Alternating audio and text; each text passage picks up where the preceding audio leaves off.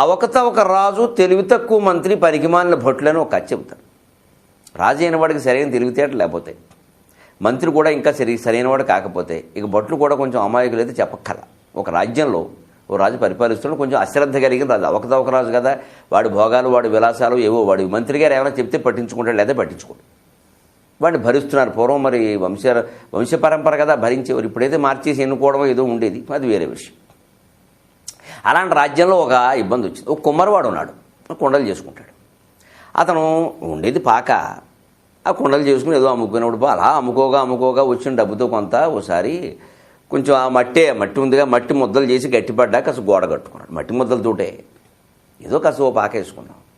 ఆ పైన తాటాకులు దూలం అది వేద్దామంటే డబ్బులు లేవు. మరి దానికోసం ఏదో ఎవరినో ఆశ్రయించాడు. వాళ్ళు ఎవరో ఇచ్చారు, ఏదో ఇస్తామని చెప్పారు. ఇచ్చాక ఆ పాకది వేసుకుందామని చూసి ముందు గోడ కట్టాడు.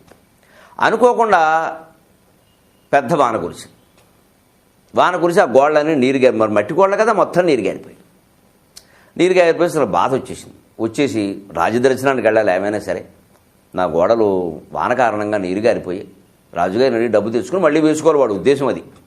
రాజ్యసభకి వెళ్ళాడు. సరే అవకతవక రాజు, తెలివి తక్కువ మంత్రి, పనికి మాలిన భట్లు అక్కడికి వెళ్ళారు. పెద్ద నాకు అన్యాయం జరిగింది. ఏమిటయ్యా అంటే, వానదేవుడు నీకెవరు అన్యాయం చేశాడు? ఎవరో ఒక వ్యక్తికి చెయ్యాలండి. ఎవరు అన్యాయం చేశారంటే చెప్పకపోతే బాగుండదేమని వీడేమన్నా, వానదేవుడు నాకు అన్యాయం చేశాడు అన్నాడు. అంటే వాన కురవడం వల్ల గోడలు వాడిపోయాయి. వాడెవడు? వానదేవుడిని వెంటనే శిక్షించడం. ఈ రాజు అటువంటి వాడు. వానదేవుడు ఎవడని ఉన్నాడా శిక్షించడానికి? వానదేవుడిని వెంటనే శిక్షించండి అన్నాడు. ఈ మంత్రి తక్షణం వానదేవుడు గురుశిక్ష విధిస్తున్నాం. వాడేవాడు విధించడానికి, వీడేవాడు పడ్డానికి. తీరా వెళ్ళిపోయి లోపలికి వచ్చిన తర్వాత ఇంత మబ్బు కురిసింది. మబ్బును పట్టుకోండి అంటే మబ్బులు ఎలా పట్టుకుంటారు? మబ్బును పట్టుకుని ఉరితీస్తారా? మబ్బుకి ఏమైనా ఆకారం ఉందా?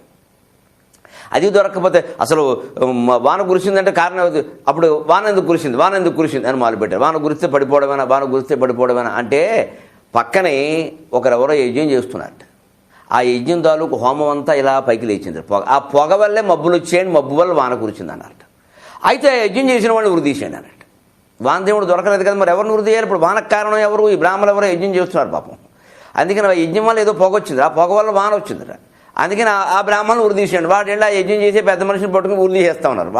వాడు వెంటనే కుమ్మరాన్ని పట్టుకుని, ఏమయ్యా నీకు దుంపదగా నా పేరు ఎందుకు చెప్పావంటే, నేను చెప్పలేదంటే పక్కన యజ్ఞం జరిగింది, పొగ వచ్చింది అన్నాను నేను, వాళ్ళు మిమ్మల్ని ఉరిదీశారంటే అదేమిటి అన్నట్టు. వీళ్ళు తెలివి తక్కువ వాళ్ళు అండి, వానదేవుడిని ఉరిదీసే రకాలు వీళ్ళు. అందుకని మీరు బ్రాహ్మణులు, మీకు తెలివితేటలు మీరు ఏదో చెప్పండి తప్పించుకున్నారట.